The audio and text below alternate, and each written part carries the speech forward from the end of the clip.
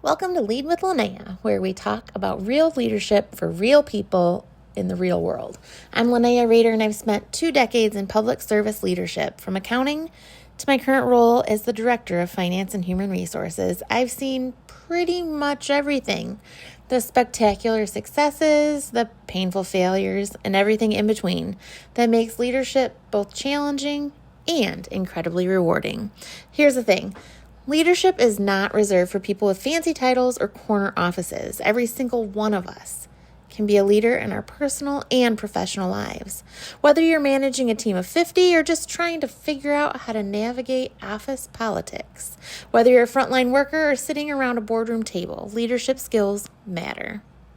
My approach? I skip the fluff and get straight to what really works. You won't find theoretical frameworks or feel-good platitudes here. Instead, you'll get practical, tested strategies from someone who's been in the trenches, made the mistakes, and learned the hard lessons so that you don't have to. Through Lead with Linnea, I provide leadership development training and coaching because I'm passionate about helping people discover their authentic leadership potential. And honestly, some days you need to laugh to keep from crying, and some days you just need someone to tell you the truth about what leadership really looks like. So whether you're listening while you commute, taking a walk, or just need someone to remind you that you've got this, I'm here for you. So let's dive in and talk about what it really takes to lead with authenticity, impact, and maybe a little bit of sanity. Ready? Let's go. The Delegation Dilemma: Why Good Leaders Struggle to Let Go. Here's something nobody tells you when you step into leadership.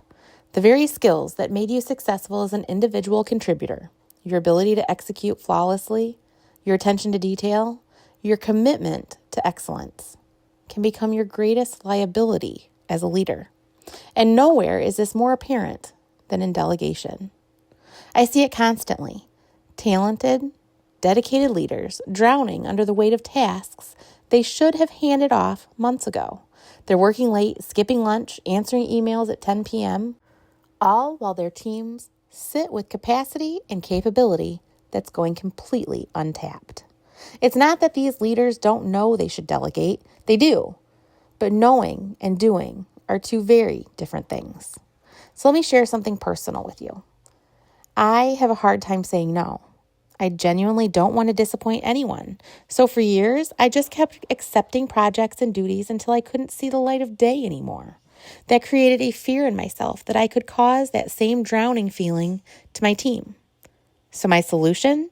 Keep trying to do everything on my own and not delegate. Brilliant strategy, right? The result was predictable. I was exhausted, burned out, and drowning. But here's what I didn't see coming. My team wasn't growing either. They were capable, talented people sitting on the sidelines, watching me struggle. After a few honest conversations and some very careful planning, my team actually asked me to delegate more to them. They wanted the opportunity to step up. I practiced, stumbled through it, learned what worked, and the rest is history. Life is much better now, both for me and for my team. But why is it so hard in the first place? Why do good leaders struggle so much with something that seems so straightforward? The perfectionism trap. Let's start with the elephant in the room: perfectionism. Many leaders built their careers on being the person who gets it right, who delivers quality work, who never drops the ball. That identity becomes deeply ingrained. When you delegate, you're essentially saying, someone else can do this well enough. For perfectionists, well enough feels like failure. The truth is, leaders under a lot of stress struggle even more with delegating. When people are looking to you to be perfect, or worse, when you feel that internal pressure yourself, you won't want to take the chance that the person you delegate to doesn't do a good job. The stakes feel too high. Your reputation feels too fragile. So you hold on tighter, convinced that doing it yourself is the only way to ensure quality. But here's what I've learned. Perfect execution of everything means perfect execution of nothing. When you're spread too thin, even the work you keep suffers. Your best work requires focus, and focus requires choosing where to invest your limited energy. The trust paradox. Delegation requires trust, but trust requires evidence, and evidence requires opportunity. It's a circular problem that leaves many leaders stuck. You can't fully trust someone with a task until you've seen how they handle it. But they can't demonstrate their capability until you've given them the chance. The paradox is particularly strong in organizations where mistakes have consequences beyond just missed deadlines. In public service, where I've spent my career, a mistake might mean an angry resident, a board member asking pointed questions, or worse, a safety incident. The weight of potential consequences makes letting go feel reckless, even when logically you know your team is capable. The solution isn't to eliminate risk. That's impossible. It's to manage risk strategically. Start with the lower stakes tasks, where mistakes create learning opportunities rather than crisis.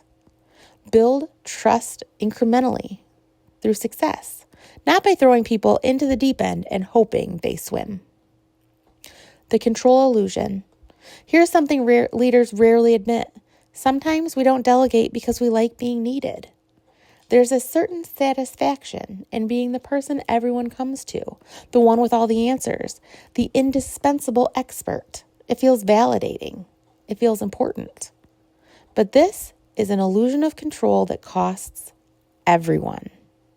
When you position yourself as the only person who can handle certain tasks, you create organizational fault lines.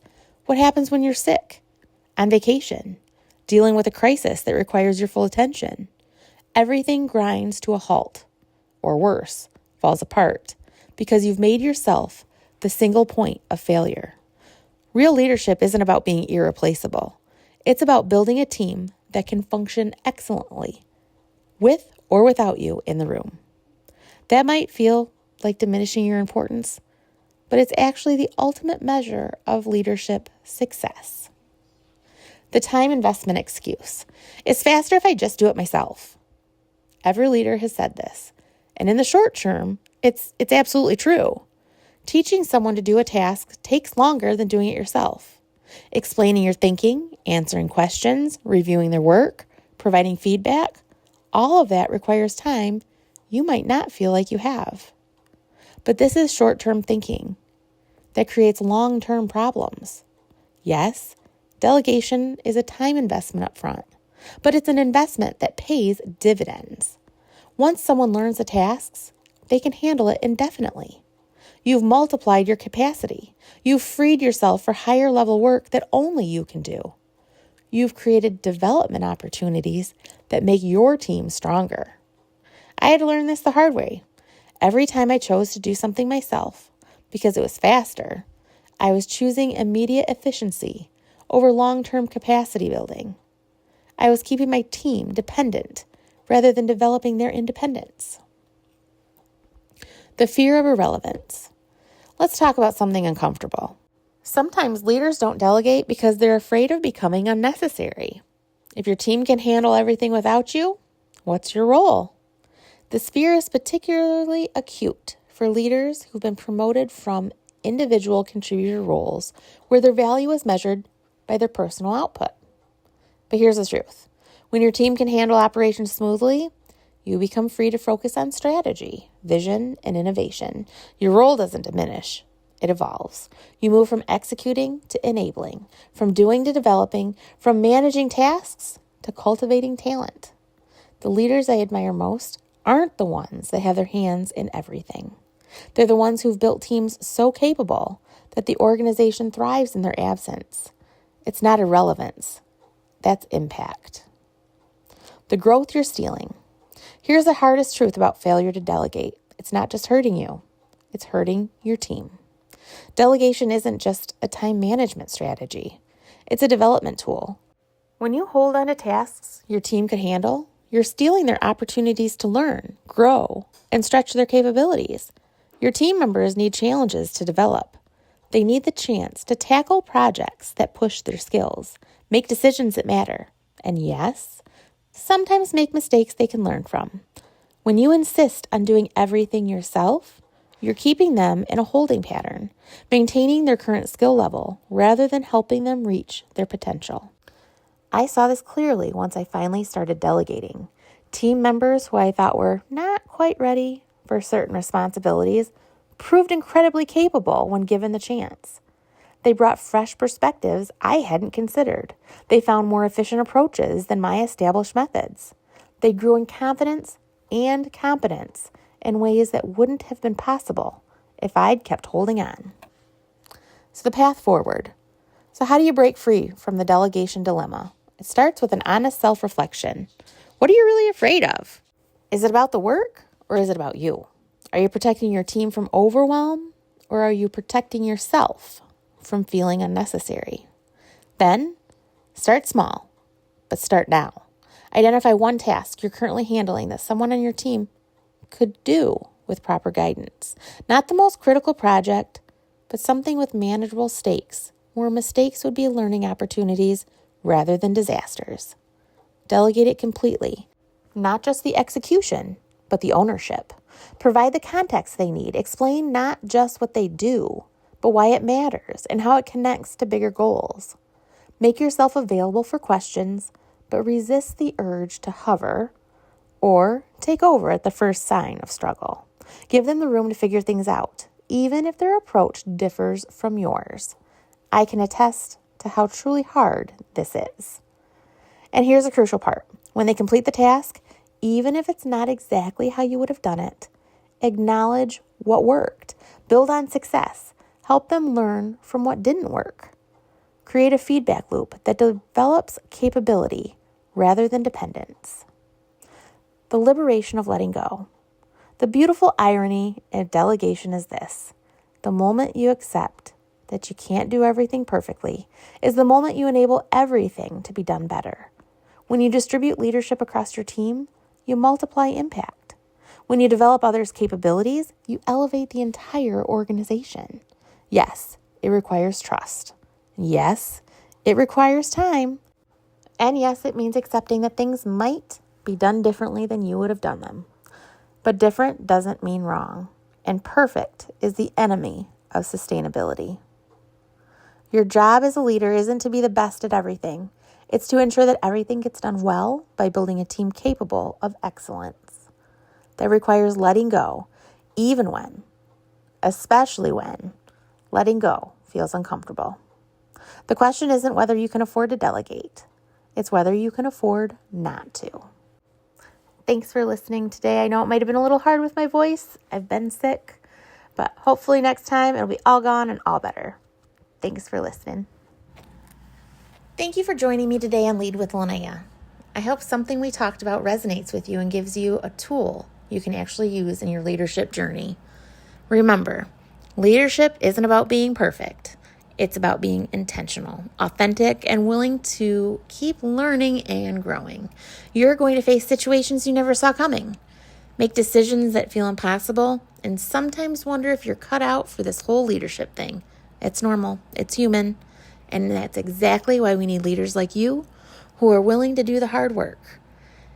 If today's episode sparked some ideas about training or coaching for you or your team, I'd love to hear from you. You can reach me at Linnea at leadwithlinnea.com or give me a call at 269-621-5282. Whether you're looking for one-on-one coaching, team training, or need someone to speak at your next event, let's talk about how we can help you and your people become the leaders your organization needs. You can find more resources, read my blog post, and learn more all about my services at leadwithlinnea.com. As always, carry social kindness with you everywhere you go. This world needs you and your positive mindset. Until next time, keep leading and keep growing.